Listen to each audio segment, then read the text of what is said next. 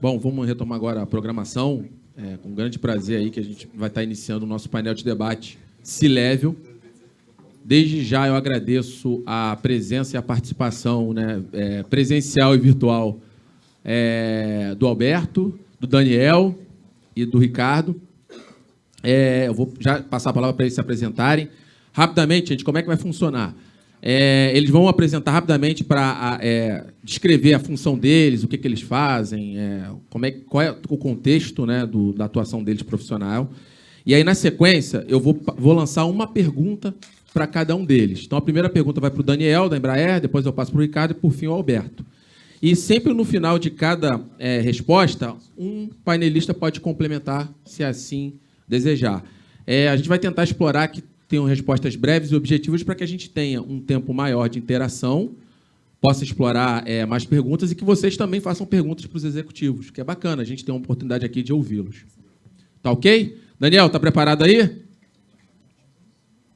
Opa, preparadíssimo, Guto. Ok, então vamos lá. Eu vou começar aqui, então seja bem-vindo, Alberto, Daniel, Ricardo. Vamos começar com as apresentações. Alberto, por favor, seja bem-vindo, bom dia. Bom dia a todos. Primeiro, queria agradecer o convite, né? E assim, depois de 2 anos em casa, é uma oportunidade assim, completamente diferente de fazer um evento presencial e literalmente abraçar pessoas que a gente não vê há 2 anos ou mais de 2 anos e conhecer algumas até que a gente só conhecia pela câmera. E alguém aqui hoje até me reconheceu pela voz. Vou falar muito rapidamente de mim, da minha carreira. Parte vocês já viram, né? No momento eu sempre trabalhei no setor elétrico. E eu trabalhei muito tempo em TI, muito tempo. Eu não sou tão novo assim. Trabalhei com melhoria de processos, com gestão de processos, que assim foi uma pivotada na minha carreira involuntária, mas muito boa. Esse tempo todo com projeto, e com o tempo fui percebendo o quanto era importante entender, e alguém falou isso aqui na palestra do Odontoprev, de pessoas e das questões em torno de pessoas, né? Então, eu me desenvolvi muito em gestão de mudança, e se vocês me olharem até a minha história com Blueprint, alguns anos que eu faço algumas palestras sobre liderança, sem jamais ter trabalhado em RH, nada disso. Mas é assim, como disse o Cris, né? Começa e termina por pessoas, né? Talvez esse seja o maior aprendizado da minha carreira até agora. E, assim, eu sou uma pessoa que, desde muito pequeno, eu tenho muita curiosidade e procuro aprender sempre. E eu acho que isso faz muita diferença. Isso hoje, uma oportunidade de aprendizado para vocês e para mim também. E, para encerrar, eu costumo, quem já ouviu alguma palestra minha, costumo dizer o seguinte: se nós aqui, ou os outros palestrantes, eles vão ser bem-sucedidos se vocês, ao final de cada apresentação, pararem um pouco para refletir sobre o que foi dito, concordando ou discordando, tá? Porque é dessa reflexão que vocês vão aprender. Obrigado. Obrigado, Alberto. Daniel, a palavra é sua, bom dia. Bom dia, Guto. Começar me desculpando, eu tinha me planejado para estar no Rio, né, com vocês, adoraria estar abraçando a todos, mas a agenda me puxou aqui para São José dos Campos, então, já me apresentando, né, sou um engenheiro químico formado aí na Federal do Rio de Janeiro, um carioca perdido aqui em São José, né? O Alberto falou, né, de carreiras que pivotam, né? A minha pivotou bastante aí, depois de 15 anos trabalhando numa empresa sediada aí no Rio, né, onde eu fui de estagiário até CEO da empresa, empresa chamada Kentec, do grupo Siemens, né, e que desenvolvia projetos de engenharia e também de sistemas de software para grandes clientes industriais, como a Petrobras, a Vale, a Braskem. Mas eu pivotei, né, aceitei um convite há cerca de quase 10 anos atrás para vir me transformar, né, de um frequent flyer, né, de um passageiro frequente, num fabricante de aeronaves. Então, me juntei aqui à Embraer, onde eu já tive a oportunidade, né, de atuar como diretor de tecnologia, né, de pesquisa e tecnologia. Também atuei como vice-presidente de engenharia, né, da empresa. E agora, né, na minha posição atual, eu sou o CEO da Embraer Chips, que é o braço de inovação disruptiva, né, da Embraer. A gente trabalha desenvolvendo novos negócios, novos modelos de negócio, alavancados em novas concepções aí de como entregar valor ao mercado, né, e inclusive a clientes e mercados onde a Embraer ainda não atua, né. Então, tem sido uma jornada muito gratificante. E, para concluir, né, eu também sou há muitos anos membro do Conselho Consultivo do PMI do Rio de Janeiro, onde eu tenho a honra e o privilégio de dividir, né, esse conselho com o Alberto, com quem eu sempre aprendo muito, né? Cada reunião nossa é muito aprendizado, e como eu tenho certeza que vai ser o caso aqui nesse painel também. Então, muito grato aí pelo convite, um prazer estar com vocês. Daniel, obrigado. Ricardo, bom dia, seja bem-vindo. A palavra é sua. Olá, pessoal. Bom dia para todos. Bom, meu nome é Ricardo Pezzi, eu trabalho na Capgemini.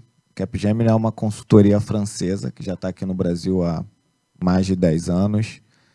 Uma empresa gigante, a gente está entre os 5 maiores empresas de consultoria de TI do mundo, aproximadamente umas 300 mil pessoas no mundo todo. Eu sou responsável pela área de automação de processos focado em ferramentas de low-code. A gente hoje, para essa área, estamos em torno de 150 profissionais. A gente tem um foco muito grande em projetos de CRM, automação buscando melhoria e conexão com o usuário final dos clientes. Então, estamos falando de back-office, estamos falando de front. A gente entende que tudo é um processo e tudo pode ser automatizado para tentar diminuir essa carga humana. Então, estou aqui para contribuir com vocês, trazer um pouco dessa visão de TI, né? Como é que a gente encaixa aí o PMO nessa grande transformação que o mercado de TI vem passando, em termos de metodologia, de construção de projetos. Então, vamos debater um pouquinho, trazer a visão, ouvir um pouquinho de vocês e espero aí contribuir um pouco com a minha experiência aí de mais de 20 anos de mercado. Tá bom? Ok, super obrigado pelas apresentações. Pessoal, nosso objetivo aqui é abordar 3 temáticas. A gente está falando de novos modelos de negócio, inovação e agilidade. Então, como falamos anteriormente, a gente tem observado essa movimentação no mercado, as empresas elas precisam buscar se reinventar, criar novos modelos, formas de se relacionar com o cliente, e aí entra a tecnologia, entra a questão de processo. Então, a primeira pergunta que eu vou deixar aqui para o Daniel, como que você vê a importância dessa criação e definição de novos modelos de negócio, principalmente para a inovação, né, que é algo que você tem aí uma atuação bem interessante numa das maiores empresas que inovam hoje no Brasil. E como que você entende que o PMO pode contribuir nessa jornada? Então, essa é a nossa primeira pergunta. Daniel, a palavra é sua. Legal, Guto. Vou começar aqui, né, mas adoraria ser complementado aí depois pelos colegas, né? Mas você está certo, né, na sua colocação, né? A inovação ela passa muitas vezes, ou quase sempre, né, por desafiar os modelos de negócio existentes, né, os modelos já estabelecidos. E a minha trajetória aqui na Embraer acabou me permitindo enxergar isso por 2 perspectivas diferentes, né? Quando eu estava na minha posição anterior de diretor de tecnologia, a gente trabalhava com a parte, vamos dizer, de pesquisa, né, de amadurecer o conhecimento e transformá-lo em ferramentas que pudessem ser incorporados aos nossos produtos, aos nossos serviços, né? Mas agora, na área que eu estou mais recente aqui, né, pela Embraer X, né, e também responsável por estratégia de inovação da empresa, a gente olha pelo foco do mercado, né, do business. Às vezes, o business, o que ele demanda não é necessariamente a inovação tecnológica. Você não precisa criar tecnologias novas para resolver um problema importante que os clientes têm, né? Você pode, eventualmente, combinar tecnologias e conhecimentos já existentes, que já são maduros, ou que você vai se inspirar em soluções que outras indústrias, né, outros segmentos do mercado estão usando, e a maneira como você combina, né, esses negócios, essas ferramentas, essas tecnologias, acaba criando uma forma nova de entregar valor, né, de recombinar e criar algo que não estava ali antes, né? Então, a gente considera que essa é a inovação mais interessante, né? Quando você não vai ser mais um no mercado. Você não vai tentar entregar por um valor menor ou de forma mais eficiente o mesmo valor da mesma forma que outras empresas estão fazendo. Mas é a gente se desafiar a criar um valor que é novo ou entregar esse valor de uma forma que é nova para o mercado, que surpreenda, né, o mercado. É aquele case que a gente, né, sempre cita a Apple como referência, outras empresas muito inovadoras, que não adiantava fazer uma pesquisa de mercado, né, e tentar ouvir o que o cliente espera. O próprio cliente não sabia ainda que era possível receber valor daquela forma e a empresa se antecipa, né? Então, por esse meu discurso, né, a gente vê que essa inovação ela depende de navegar em águas ainda não navegadas, né, não conhecidas. Então, lidar com um nível de incerteza muito grande, né? Então, para fechar aqui minha contribuição, né, puxa, como é que o PMO ajuda iniciativas desse tipo, né? Em primeiro lugar, estruturando, né, ajudando a estruturar essas iniciativas, porque o maior erro que a gente pode cometer é achar que a inovação disruptiva é sinônimo de caos, né? Vamos atirar para um monte de lados e ver o que vai dar certo. Não é isso, né? Inovação, na verdade, é método, é experimentação, é falhar rápido, né? É tentar aprender rapidamente o que funciona e o que não funciona no menor prazo e gastando o mínimo de método. Você precisa estar bem organizado. O PMO ele pode, e aqui no nosso exemplo, né, tem contribuído muito com essa organização, né? E quando você fala de organizar, estruturar método para inovar, não dá para dissociar isso da estratégia da empresa. Então, assim, eu traria essa reflexão também, né, que o PMO ele precisa assumir a cada vez mais um papel estratégico dentro das organizações. Porque não há outra maneira do PMO apoiar iniciativas, né, ousadas como essas, se ele não tiver uma compreensão muito boa da estratégia, né, da instituição em questão, e se ele não na verdade, for uma parte, né, ativa na formulação dessa estratégia, né? Nós não esperamos que o PMO ele vai apenas traduzir, né, uma diretriz, desdobrar um requisito para chegar num método, num processo e num resultado. Ele, na verdade, tem muita inteligência, né, que a gente acredita que o PMO pode e deve contribuir, né, para se tornar mais um dos elementos que formula a estratégia da empresa. E talvez nessa área de inovação aberta, novos modelos de negócio, esse papel estratégico ganha um destaque ainda maior, né? Então, seria essa a minha reflexão inicial. Ok, Daniel, obrigado. Alberto, complemento?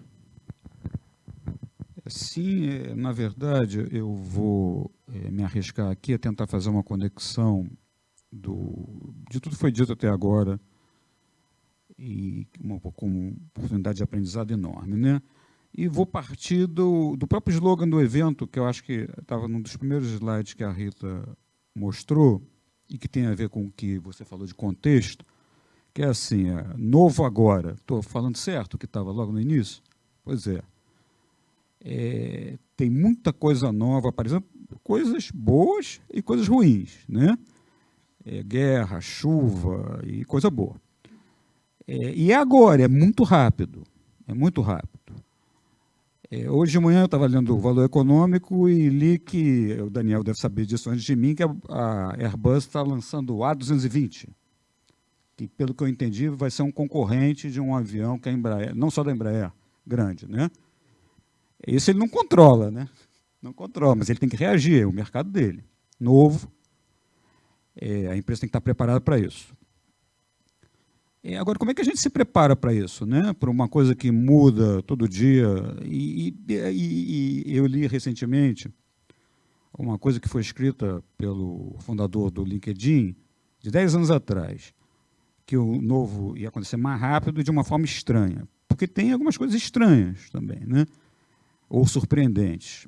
Eu li recentemente que em São Francisco está rodando robotáxi, ou seja, táxi sem motorista. A polícia tentou parar o robotáxi. O robotáxi fugiu. Porque o algoritmo acho que não previa, mas ele fugiu, não é porque ele estava fugindo da polícia, é porque ele estava programado para fazer o pullover num lugar que o algoritmo dizia que era o mais seguro. Ele foi procurar o lugar mais seguro. Ele estava certo. O fabricante disse que ele se comportou exatamente como esperado. Eu queria saber qual é a visão da polícia, né? E tem que conhecer um pouco melhor o problema. Esse é o mundo, né? Os projetos têm que, antes dos projetos, as empresas, as estratégias, têm que entender o contexto. Como é que eu entendo o contexto? Conversando, conhecendo, lendo. Acho que num slide da Odontoprev fala de future thinking. É isso aí mesmo. E recentemente até teve, está na internet, a gente tentou até passar hoje, procurem, a gente pode depois colocar o link, uma palestra. O Daniel teve no evento da MWeb sobre future thinking. O material é riquíssimo, é 1 hora de palestra e tem lá no site dela, sei lá quantos livros que ela chama de Technology Trends. São 300 páginas disso, mas ouçam só a palestra. 1 hora, vale a pena. Então, future thinking.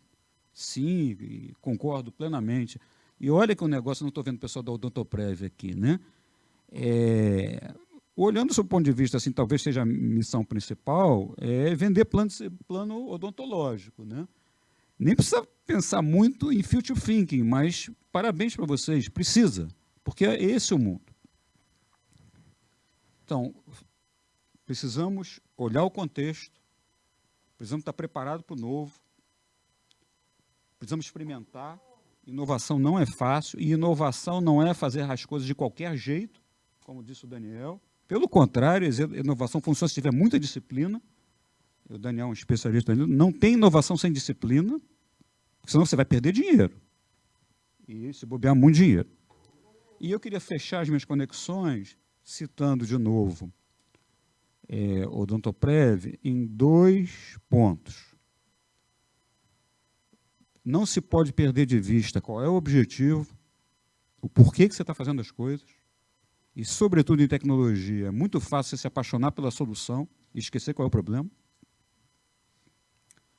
E, assim, o que faz a roda rodar é gente. Se comentava, o colega aqui estava comentando, o turnover enorme, que ele está... Fiquei surpreso, 45%? 45%. 45% de turnover. Bem alto.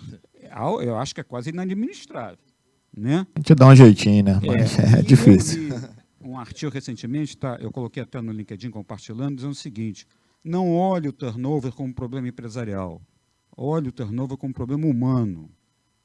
Ou seja, tenta entender por que as pessoas estão saindo.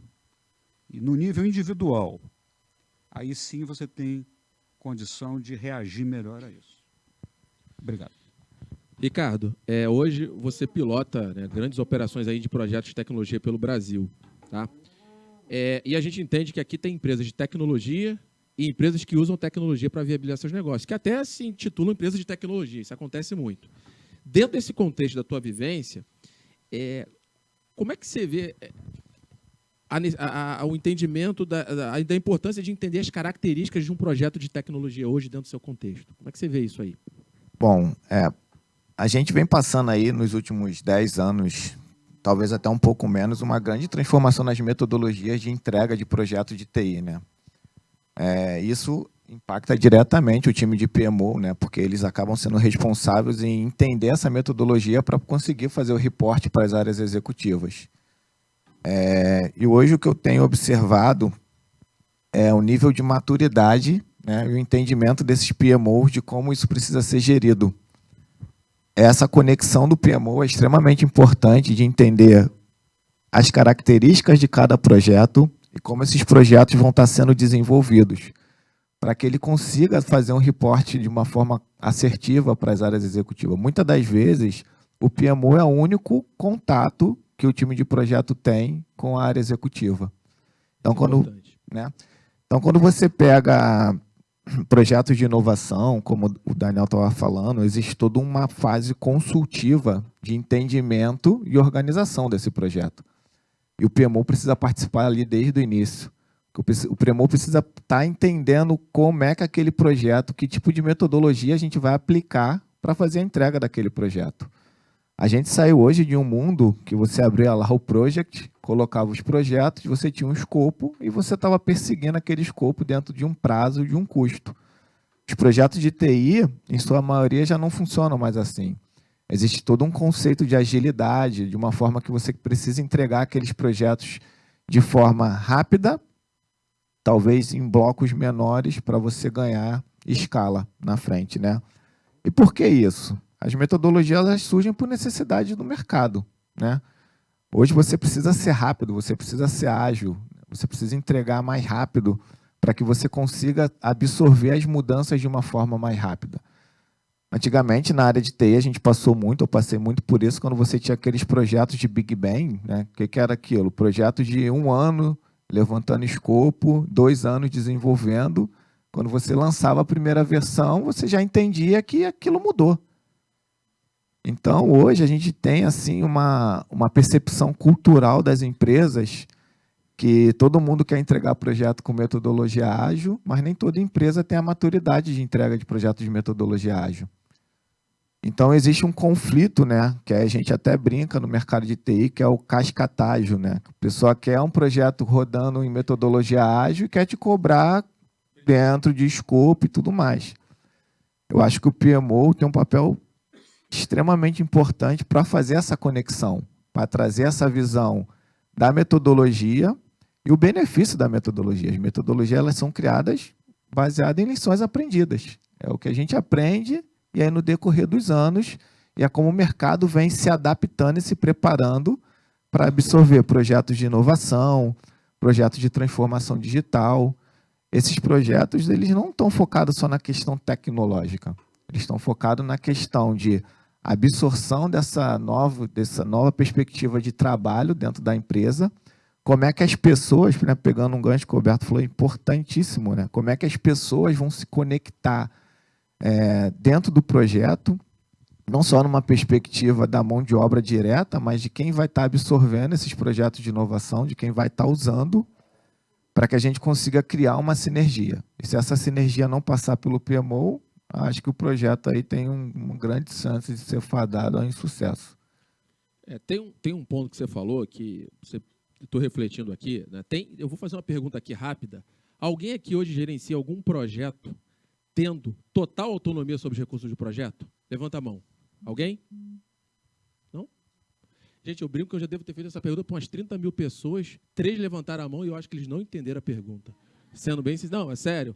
Mas, assim, gente, é importante, acho que a fala do Alberto, do Daniel e do Ricardo, é porque o PMO, é como você falou, né? Muitos times de projeto não têm um acesso ao executivo, principalmente quando a operação é muito grande.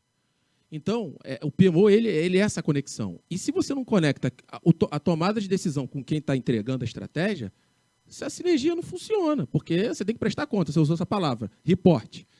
Para quem? Para quem decide, mas quem executa não decide, né? Alberto, algum ponto complementar? Pessoas, de novo, né? Concordo. Como é que isso vai funcionar? Se do CEO para baixo, entender que isso é um ponto relevante. E não estou exagerando que tem que começar pelo CEO, né? Qual é o papel da liderança? O papel da liderança é dar o exemplo, deixar o objetivo mais claro possível, construir o objetivo junto com os outros. Então, é assim, sem dúvida nenhuma, o PMO tem um papel enorme nisso, mas ele precisa ter a consciência assim, de por onde começa, né? Começa pela liderança. O que faz as coisas acontecerem são pessoas, mas dentre as pessoas que tem numa empresa, os líderes têm um papel assim de decisivo entre o sucesso e o fracasso. Eu, até um tempo atrás, costumava dizer o seguinte: não existe empresa melhor do que o seu RH. Ou seja, RH bom, pode ser que a empresa seja mais ou menos. RH ruim, empresa ruim. Não tem jeito. Aí eu mudei um pouco. Não existe empresa melhor que a sua liderança. Liderança ruim, empresa ruim. Liderança boa, chance de ser empresa com sucesso. Boa, que eu quero dizer, é bom para o empregado, bom para a sociedade, bom para o negócio. Ok. Daniel, algum complemento? Ricardo, perdão. Ricardo, por favor. Só um minuto, Daniel. Desculpa, Daniel. Eu queria acrescentar um ponto também que eu acho extremamente importante, trazendo um pouco de novo aqui para a perspectiva dos projetos de TI.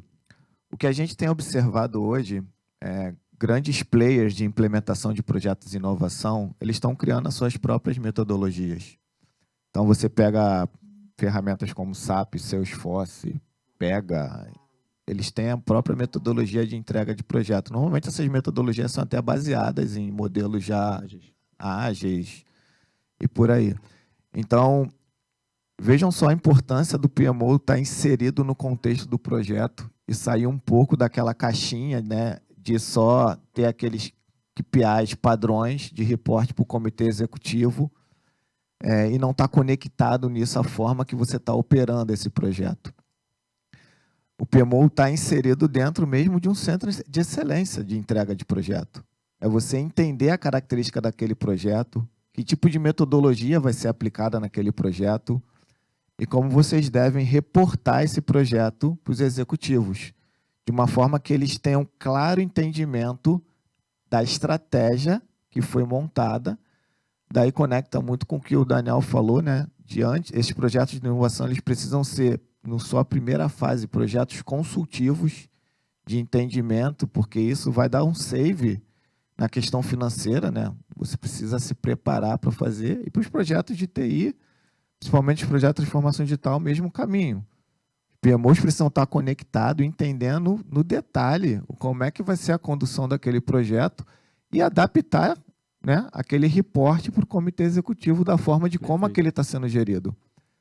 Não dá mais, pessoal, para a gente ficar numa caixa onde eu tenho aquele modelinho de PPT e eu vou lá projeto a projeto capturando os indicadores e jogando. Talvez alguns projetos você precisa ter uma visão muito mais focada e direcionada.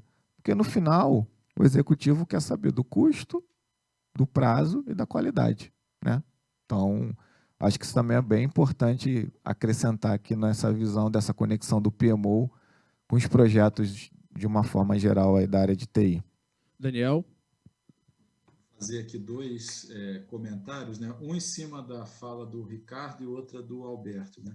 Começando por esse tema do Ricardo, eu gostei muito quando você fala, Ricardo, do centro de excelência, né, nas metodologias e com muita flexibilidade para poder aconselhar, né, escolher qual a metodologia é a mais adequada, é a que faz mais sentido para cada contexto, né? Aqui na Embraer, a gente até, quando conta um dos nossos cases de sucesso, né, que foi o desenvolvimento da família de aeronaves E2, a equipe trouxe um conceito que eu achei muito curioso, assim, né, que eles chamam de Mixed Martial Arts. É você dominar todas as artes marciais, né? A única que eu não conhecia foi a que você citou hoje, do cascatágil. Mas as outras todas, né, é importante, né, o PMO ser realmente esse repositório, né, de conhecimento, esse centro de excelência, que a cada momento do projeto, a cada fase, né, e a cada desafio, vai poder trazer para a mesa qual é a metodologia que faz mais sentido, né? Porque nenhuma delas é totalmente à prova de bala ou vai ser a resposta certa para qualquer pergunta, né? Então, também eu acho que isso encaixa, né, com a visão que eu trouxe do PMO mais estratégico. Ele não é um executor, ele tem que trazer essa contribuição e eu acho que é muito valor, né, que ele vai estar contribuindo para as organizações. E voltando num dos pontos que o Alberto trouxe, adorei a tua frase, até anotei aqui no meu livro de citações, Alberto, que a empresa não tem como ser melhor, né, do que a sua liderança, o seu RH, e conectando com a provocação do Guto, né, de quem que controla todos os recursos, né? Puxa, nenhum PM pode responder que sim. Se responder que sim é porque não ouviu a pergunta direito, mas eu levaria isso para os níveis mais altos da organização e deixo aqui um testemunho pessoal, né? Quando eu cheguei a ocupar por um período o cargo de vice-presidente estatutário, né, aqui da Embraer, que assim, no papel era o cargo mais alto possível, né? Eu assinava como pessoa jurídica pela Embraer SA. Tinha uma equipe de 5.400 engenheiros, né, funcionalmente. Então, assim, muita gente olha para esse, né, cargo e imagina, puxa, esse é um cara que pode dizer que tem todos os recursos, né, que tem tudo que ele precisa para executar os seus objetivos estratégicos. E eu descobri, né, senti na pele que não é verdade, né? É um jogo que envolve convencimento, negociação, influência, gestão de expectativas. E se isso vale meio que, obviamente, né, para cima, né, para o conselho de administração com quem eu me relacionava, valia para a minha própria equipe. Quando eu lidava com os diretores, né, da engenharia, não funciona mais há muito tempo, né, essa visão do comando e controle, né, de que o líder vai definir o caminho e os próximos níveis da hierarquia vão executar. Não, é uma negociação constante, é uma discussão sobre o que faz mais sentido, à luz, né, do entendimento do contexto, das melhores metodologias, e essa negociação, inclusive acerca de recursos, ela não muda conforme você deixa de ser, vamos dizer, gerente de um projeto, vira diretor de projeto, gestor de portfólio, diretor de programa. A negociação vai mudando de característica, mas ela continua sempre sendo necessária, né?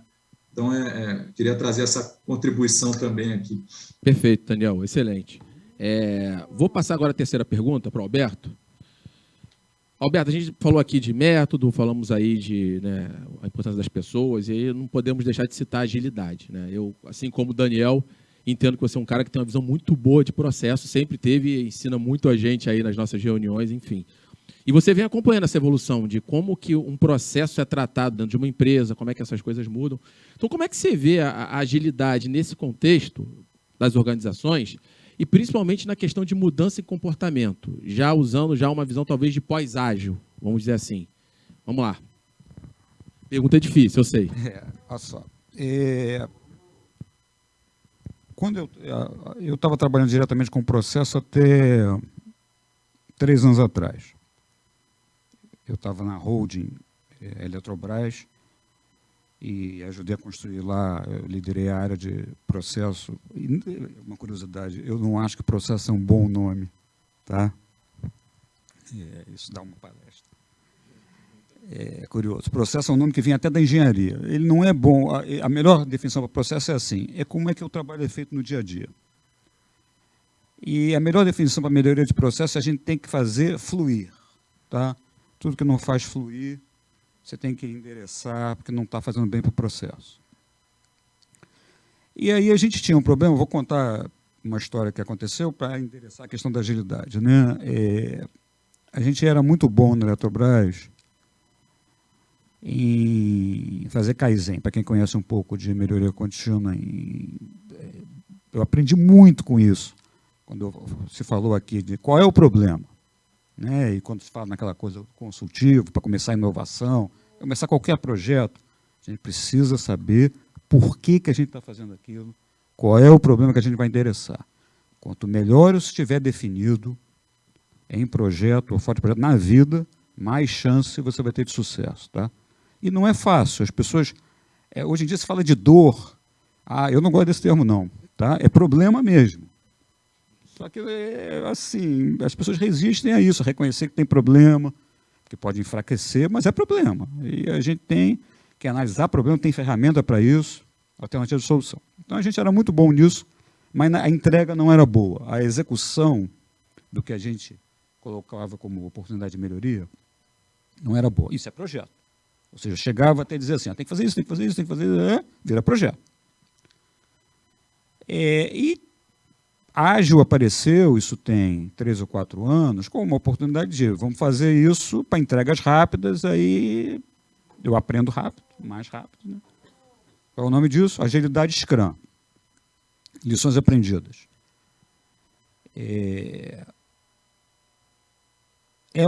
Entender o método? Sim, é claro. É uma questão de método? Sim. Mas é muito mais do que isso. Sabe quais foram os nossos 2 maiores erros? A gente não envolveu a liderança adequadamente. Aprendizado. Tem a ver com... A gente já falou do papel da liderança, mas tem a ver com comportamento e as coisas que vêm com o que se chama de ágil, que vão além do Scrum, autonomia para a equipe, isso a gente conseguiu, sensibilizando alguns dos gerentes. Equipe multidisciplinar, isso foi comentado pelo Dr. Prev, assim, faz muita diferença para resolver um problema se você traz alguém que não está envolvido no problema. Faz muita diferença para resolver um problema se você põe na sala as pessoas que estão envolvidas com o problema. É uma combinação interessante, né? Tem que estar todo mundo na sala que entende do problema, é multidisciplinar, mas, se possível, tem alguém que está mais longe do problema. E o terceiro aprendizado tem a ver, e a gente descobriu isso rodando retrospectiva, que, no fundo, é lições aprendidas, aprendizado contínuo. Não sei quem aqui tem experiência de rodar retrospectiva. Pensa que é fácil, porque é a oportunidade de você deixar as pessoas falarem. Só que as pessoas têm que ter o que se chama hoje em dia de segurança psicológica para ter liberdade de falar e não achar que vai ser punido porque falou o que talvez alguém, e talvez até uma liderança, não gostaria de ouvir. Isso se constrói, isso não é simplesmente ligar uma chave assim, vamos para uma sala e vamos rodar alguma coisa que chama retrospectiva. Não. Tem até, não vou fazer livro sobre isso hoje em dia, vale a pena. Eu assisti uma vez uma palestra de uma pessoa da Toyota, espetacular. Os cases Toyota são... que ele dizia assim, que na Toyota, todo mundo faz curso de como é que eu planejo o meu trabalho, que eles chamam de brief e debrief. E, no caso, como é que eu faço? Tem curso de como é que você faz retrospectiva, tá? Ou seja, respondendo a tua pergunta do ágil, mais do que a técnica, mais do que o Scrum, mais do que o Scaled, é assim, o que eu preciso desenvolver de mindset, de comportamento, o que eu preciso modificar de postura da liderança, sobretudo, estou falando de autonomia, de empoderar, de influência, como citou o Daniel. Então, assim, aprendizado é menos técnica e, de novo, mais pessoas, tá? Mais gestão. Só um complemento, Alberto, que aí eu vou passar a palavra para o Ricardo e depois para o Daniel. A gente consegue, talvez, endereçar essa tua visão para o papel do gerente de projeto da atualidade? Então, pensa assim, você vai pilotar um projeto, aí agora a gente está no nível mais operacional. Então, como é que você vê aí o papel aí sabe por quê? Porque para o PMO é importante ele entender como é que o gerente de projeto dele tem que se comportar, porque ele vai suportar essa estrutura, né? Não combinamos, mas ele me deu o gancho. Desculpa, essa eu não combinei mesmo, não, está fora do script. A gente queria ter passado aqui no início um videozinho, 2 minutos. Depois a gente botar o link. A gente passa o link, a gente compartilha. De repente, talvez na volta do almoço valesse a pena passar. Eu gosto de contar história, e eu acho que as histórias ajudam a gente a aprender, né? Eu descobri recentemente que o Stanford tem um curso de 6 meses para projetos que eles chamam de Extreme Affordability. São projetos de impacto para quem não tem muito recurso para desenvolver projeto. Então, na verdade, é assim, são projetos que a gente desenvolve na África, para comunidades, já é pelo mundo, tá? Atenção, são 6 meses de curso. No fundo é Design Thinking, 6 meses. É Stanford, ou seja, com certeza é alguma coisa de qualidade. E ele conta um pouco nesse vídeo de 2 minutos como é que ele faz, e também tem um material de como ele faz. E ele fala de duas coisas, e aí vai a minha mensagem, vou fazer a ligação para o gerente de projeto, que eu acho que o gerente de projeto deveria ser assim, top of mind. Ele primeiro precisa exercer uma coisa chamada, que eles chamam no inglês de empathize, empatizar. Não tem em português, mas ele precisa desenvolver empatia. E acreditem em mim, né? E o mundo atual está mostrando muito isso. A pandemia que se esperava que fosse uma oportunidade de se unir, até acirrou o individualismo e polarização, né? E por que empatia é importante para o gerente de projeto? O que eu quero com o projeto? Né? Entender a necessidade do outro. O gerente de projeto não está fazendo projeto para ele, né? Está fazendo projeto para alguém. Então, parte por estabelecer essa conexão com alguém, estabelecer esse diálogo com alguém, estabelecer esse relacionamento com alguém para ouvir atentamente o que é necessário e, mais difícil que ouvir, ver, ir a campo para ver o que é necessário. Tá? Então, primeira mensagem para o gerente de projeto, desenvolva a sua capacidade de empatia, de se colocar no lugar do outro para entender o problema. E para isso, aí é um conceito do Lean e tal, quem conhece um pouco do Lean, você tem que ir no Gemba. Tá certo? Você quer entender? TI foge muito do Gemba. É uma coisa assim, tem uma paixão, eu trabalhei, sei lá, muito tempo. Tem uma paixão pela solução, e a solução está na frente ali, software, aquela coisa tal. Precisa ir para o Gemba. A segunda coisa é assim, precisa entender o problema, precisa investir em entender o problema. Às vezes o problema é muito complexo e a solução, isso tem a ver com o ágil, está em decompor o problema, em problemas menores. E aí o ágil pode ser a abordagem adequada para você tratar. O terceiro ponto que eles falam é o mundo da experimentação. Mas é o mundo da experimentação com método, com responsabilidade, né?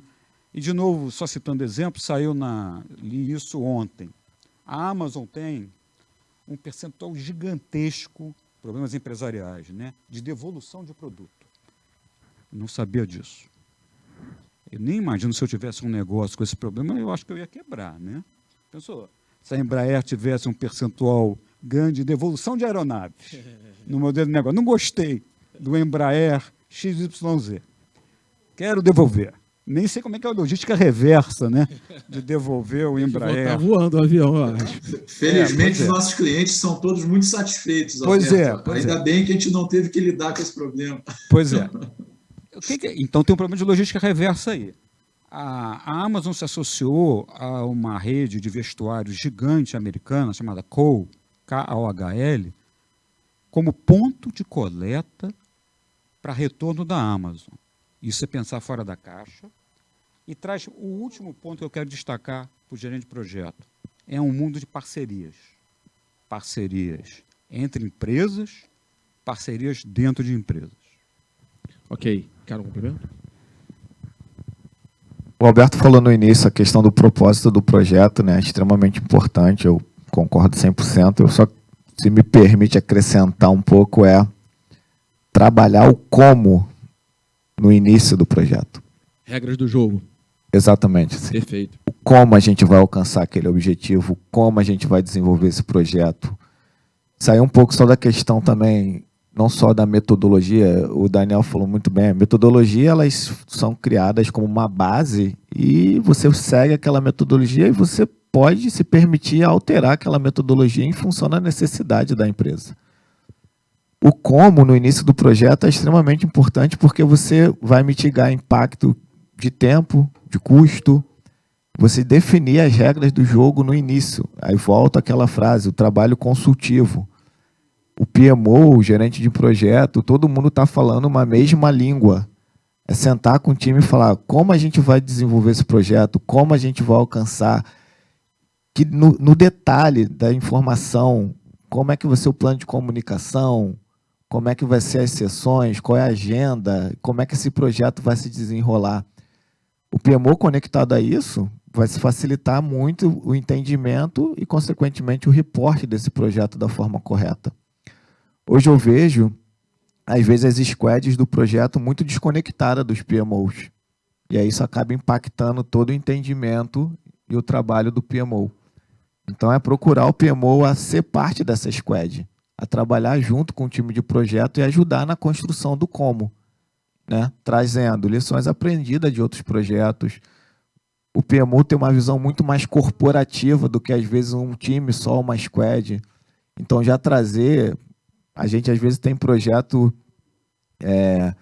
que tem 2, 3, 4, 5 empresas envolvidas, né? E muitas das vezes essas empresas não têm a visão corporativa. E o PMO está ali para trazer essa visão corporativa e, junto com o time, definir qual é a forma melhor de trabalhar, porque ali mesmo ele já vai conseguir identificar riscos que a metodologia pode estar trazendo. Às vezes uma consultoria externa traz e não tem nem visibilidade disso. Então, é o PMO entrar como uma squad, tá ali dentro da squad do time. Interessante essa visão. Tá bom? Bacana. Daniel, complemento? Eu vou só destacar aqui, né, para o nosso público algumas pérolas aí de conhecimento, né? Eu também fiz minhas anotações aqui que eu achei muito bacana. O ponto que o Alberto trouxe, né, da importância que a empresa como a Toyota dá ao tema do que ele chamou de retrospectiva, né? Aqui no mundo aeronáutico a gente fala muito de briefing e debriefing, né? Depois de cada missão, depois de cada voo de ensaio, de testes, né? O quanto que é importante dedicar tempo a dissecar o que aconteceu, né? O que foi bem, o que não foi bem, o que pode melhorar. E isso, na verdade, se estende para todo o ambiente de projeto, né? E pode propiciar um ganho fantástico, né? De assertividade, de eficiência, mas tem um pré-requisito, né? Que tem que estar lá para que as coisas funcionem, que é a confiança. O ambiente de confiança tem que estar estabelecido realmente para que as pessoas possam, né, tratar isso de forma bem aberta, bem transparente, no intuito de melhorar, né? E isso é algo onde eu acho que você perguntou, né, do papel do PM, né, e a própria contribuição do PMO, eu acho que eles têm uma responsabilidade grande em ajudar a fomentar esse ambiente de confiança que permite a gente aprender, né, a cada oportunidade. Não vai ter projeto à prova de falhas, né? Sempre vai ter algum tropeço, alguma dificuldade, mas a capacidade da equipe de projeto de reconhecer, refletir, aprender e fazer melhor da próxima vez é fundamental, né? E para terminar, a outra pérola aqui de conhecimento, né, que é a da empatia, né? Do PM ser capaz de exercitar essa empatia. E quando o Alberto estava falando, me veio imediatamente aqui à cabeça uma teoria chamada Teoria U, do tal do Otto Scharmer, né? Que quem não conhece, eu recomendo conhecer, pegar e ler, né? Pelo menos a versão condensada. Ele tem um livro muito extenso e tem um outro que é uma versão condensada, mas que tem a ver exatamente com o tema da importância da empatia para propiciar a mudança, propiciar, né, que possa emergir um resultado melhor, né? Isso tem a ver com ouvir, mas não é só ouvir, né? É se conectar com quem você está ouvindo e depois conseguir se colocar realmente no lugar de quem você está, ver pelos olhos, né, do outro. E isso não é fácil de fazer, né? Isso exige realmente uma disciplina, um exercício constante, né? Mas eu acho que é um dos fatores, se a gente for olhar, né, o que diferencia projetos que têm sucesso dos que não têm, esse fator eu acho que vai aparecer lá como muito relevante, né?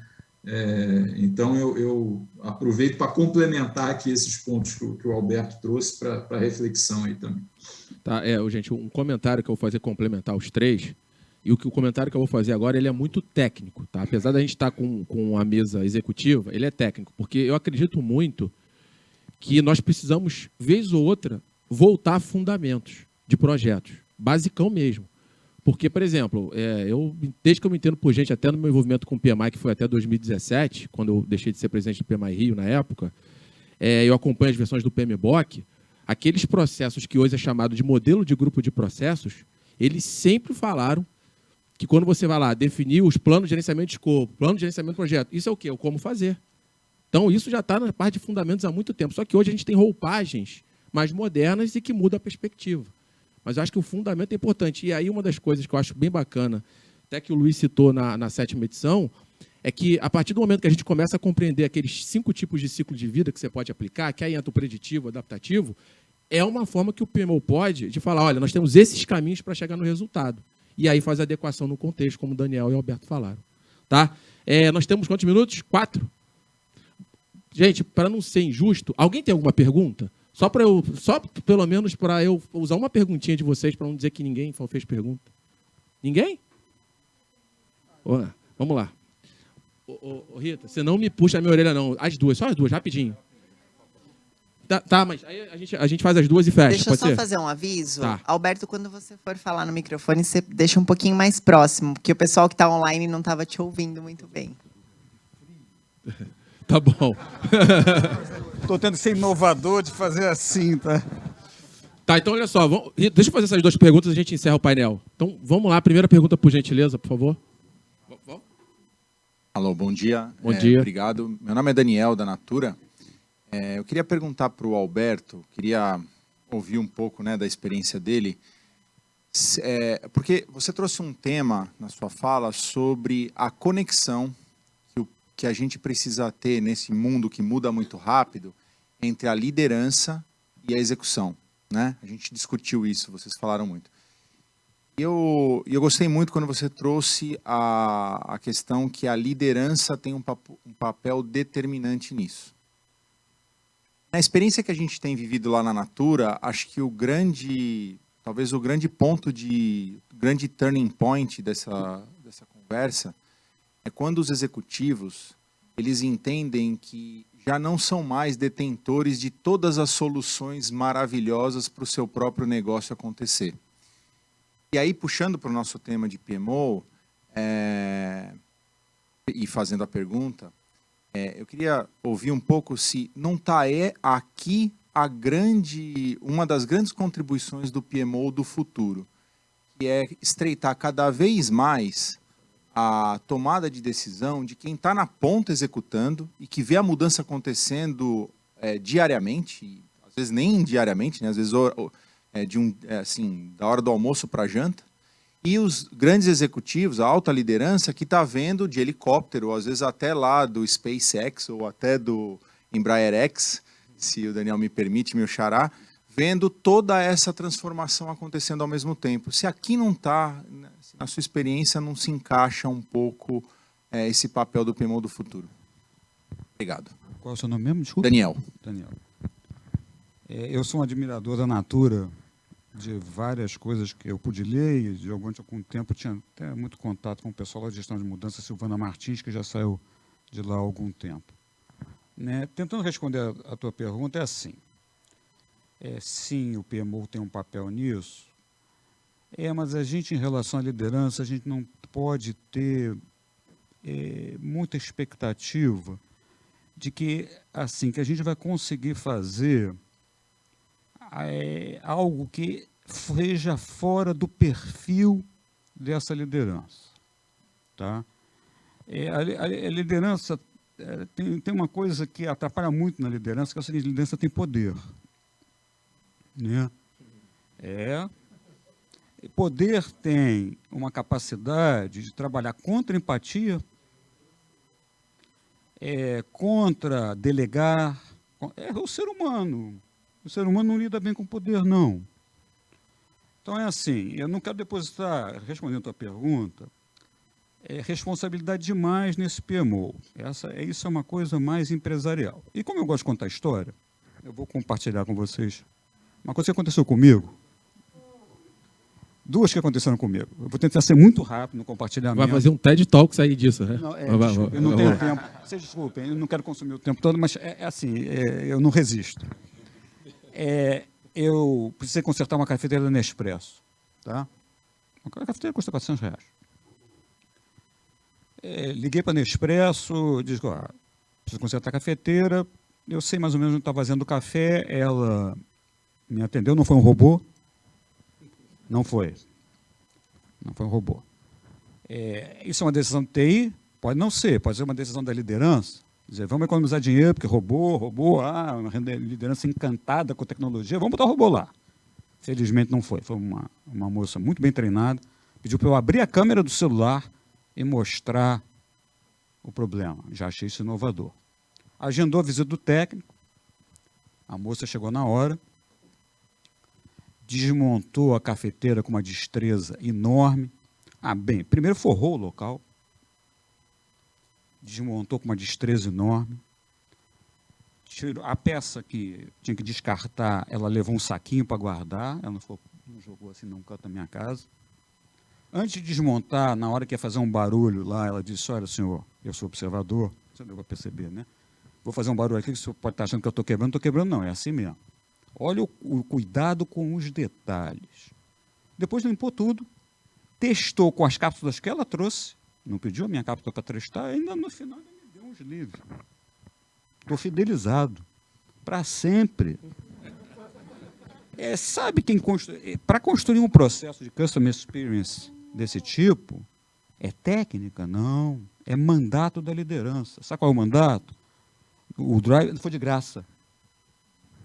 Porque é o seu nível aqui na Nestlé, eu nem consumo tanto café assim. Mas eu pagaria por esse nível de serviço. Mas quem construiu tinha um mandato da liderança dizendo o seguinte, o teu driver para atender o cliente não é custo, não. Aí tem um amigo aqui da Capgemini que lida com Customer Experience. Quantas vezes o driver para atender o cliente não começa com custo? Né? Que experiência do cliente? O cliente está disposto a pagar? Sim, mas é pagar para ter o melhor serviço possível. Aí eu vou contar o contra-exemplo. De novo, uma questão de liderança. E nesse que eu contar, eu gostaria de demitir alguém, se eu tivesse poder. Eu tenho um notebook, até a minha filha que usa, de um enorme fabricante. Nesse eu vou me permitir omitir que eu não quero fazer propaganda negativa. Mas vocês podem imaginar, é dos maiores do mercado, é uma multinacional americana. Ele é gigantesco. Bom, não falei quem é. Eu já comprei um monte de computador deles. Se somar tudo que eu comprei deles, dá muito mais do que a Nespresso. É um mercado muito competitivo, né? E está assim, no topo da regra de marketing do executivo, é fidelizar o cliente. Da Embraer, a Capgemini, a todo mundo que está aqui, a Odontoprev, não é assim? Alguém quer perder cliente? Não. Pior, é difícil de ganhar o cliente e recuperar um cliente que você perdeu, não sei qual é o custo disso. Não tenho ideia. É infinito. É infinito. Aí o computador da minha filha entrou um Windows 11 lá, eu posso falar um pouco mal da Microsoft, que é isso também não é nada demais, do Windows especificamente, e estava dando 100% de HD. Ligo lá para a firma, ele diz assim, não, só bota um SSD aí que vai voar. Eu digo, não, peraí, tá. Não está na garantia. Eu digo, tá bom, eu pago, não fornecemos esse serviço. Não, mas você tem equipe de campo e você fabrica a peça. Fornecemos esse serviço, não. Tá bom, eu quero me queixar no saque, não tenho saque. Isso é verdade. Quero ir para a ouvidoria. Não tem ouvidoria. O nosso saque, a nossa ouvidoria, eu reclame aqui.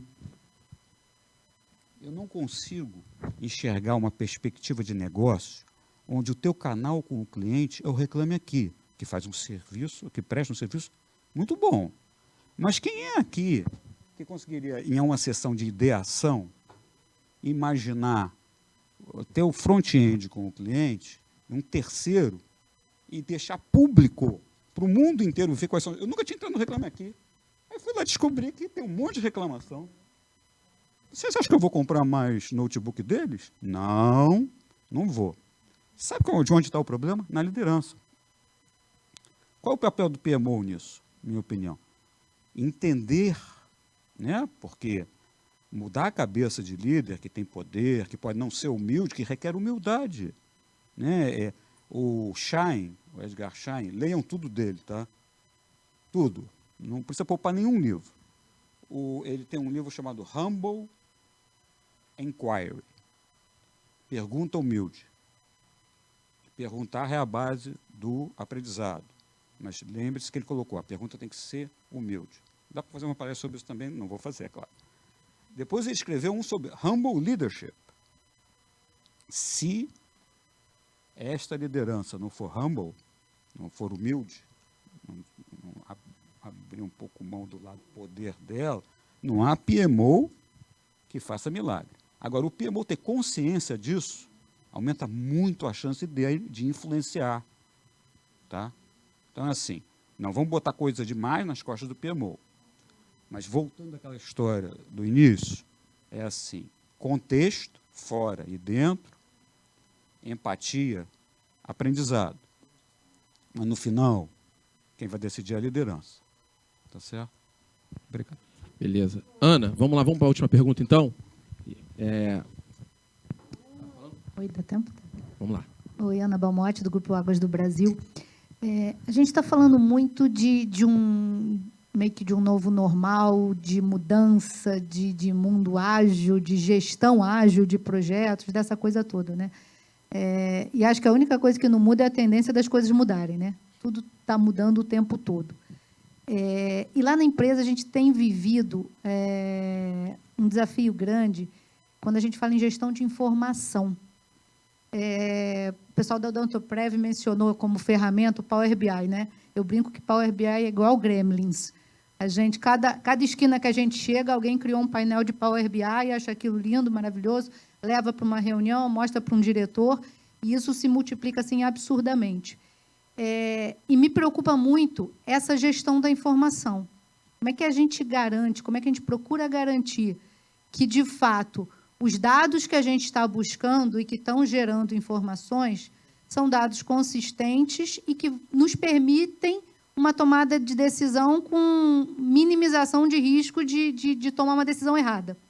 Então, assim, na verdade, eu ia pedir para vocês compartilharem como é que vocês estão trabalhando e gerindo informação nas empresas de vocês, com esse desafio todo de descentralização, de agilidade, de Power BIs da vida, essa coisa toda. É mais um compartilhamento mesmo. Daniel, quer falar essa e o Ricardo complementa, rapidamente, para a gente fechar? Posso, deixa eu tentar ser breve aqui por causa do horário, né? Mas, assim, de novo, também não tem a bala de prata não, tá, Ana? Nós estamos aqui aprendendo ainda como fazer isso, a multiplicação aí das fontes de dados, né? É um desafio, e a gente tem buscado encontrar um equilíbrio, né? Porque você poderia ir para um caminho de centralizar muito o controle, né, desses dados para garantir o tal do single source of truth, mas se você não fizer isso com muito cuidado, né, você acaba cerceando a criatividade das equipes, a capacidade das equipes, né, de trazer novas formas de organizar os dados, analisar os dados, enxergar. Então, assim, na nossa visão, é uma busca constante de um balanço, né? A gente tem que ter um mínimo, eu acho, de regras, né, de padrões, de sistemática, mas eu, particularmente, né, sou da visão de que centralizar demais pode acabar fazendo com que a organização não consiga se mover na velocidade necessária. Então, estamos nessa busca aí, né, do que é esse equilíbrio e como operar de maneira ágil sem se perder no meio dessa massa aí de dados, né, que realmente vem assoberbando, vamos dizer, o ser humano, né? Nossa capacidade de gerar e armazenar dados, ela supera muito a nossa capacidade de cognição. Talvez a inteligência artificial ajude nessa resposta como um apoio, né? Não substituindo a inteligência humana, mas apoiando de alguma maneira. Essa é uma das linhas de pesquisa aí que a gente tem para tentar melhorar a gestão aí nesse sentido. Beleza, Daniel. Ricardo, para fechar, o complemento. O que a gente viu durante a pandemia foi um movimento muito forte de digitalização, né? E-commerce explodiu, esse tipo de coisa. O que a gente está vendo agora é a questão do crescimento do Insights and Data, a parte de dados, né? Como as empresas vão trabalhar todo esse montante, né? Todo esse volume de dados que agora está sendo gerado por essa digitalização, de certa forma, repentina, né? A gente precisou correr aí em 2 anos o que estava planejado para 5, 6 anos. Não tem uma receita de bolo ainda, eu acho que isso vai evoluir muito tecnologicamente, principalmente com a entrada cada vez mais forte da parte da inteligência artificial. E quando a gente fala de inteligência artificial, isso está diretamente ligado a dados Os motores de inteligência artificial, eles dependem dos dados gerados para que eles consigam tomar as melhores decisões. E hoje isso ainda é um horizonte que vai ser muito explorado ainda, em função disso que eu falei. Eu acho que o principal ponto é você conseguir, pelo menos, separar o que é records do no records. O que de fato é um dado relevante para a empresa, o que aquilo ali você precisa, é dado estratégico, que você precisa aplicar políticas de quanto tempo esse dado vai ficar guardado, que tipo de decisão, como eu vou usar, e o que é o non-record, que são os dados que você não precisa, de certa forma, ter estruturado, mas que você também pode aplicar uma política de guarda, né? O que é importante. Por que isso? Porque os motores de decisão, eles são mais assertivos quando você tem um histórico maior de dados, e quando eles conseguem capturar mais essa percepção e essa análise do cliente. Por isso que você saber direcionar o que é um dado de registro, né? O que é um dado importante, porque um dado que não é relevante facilita e aumenta a assertividade desses motores de inteligência artificial. A base desses dados, no final, eu acredito que daqui a alguns anos vai ser muito mais para suportar motores de inteligência artificial do que gerar seu Power BI.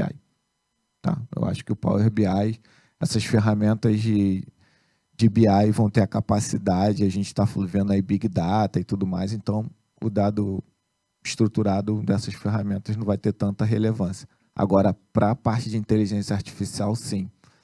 Esses motores, né, de inteligência artificial, eles usam esses dados de registro como aprendizado. Então, por isso que eu acho que é importante você tratar o que de fato é um registro e o que não é. Ok, gente. Então, Daniel, muito obrigado pela participação. Alberto, obrigado. Ricardo, obrigado. Pessoal que está assistindo aí online, espero que vocês tenham gostado e vamos dar continuidade aí à nossa programação. Um abraço para todos aí. Obrigado. Um abraço.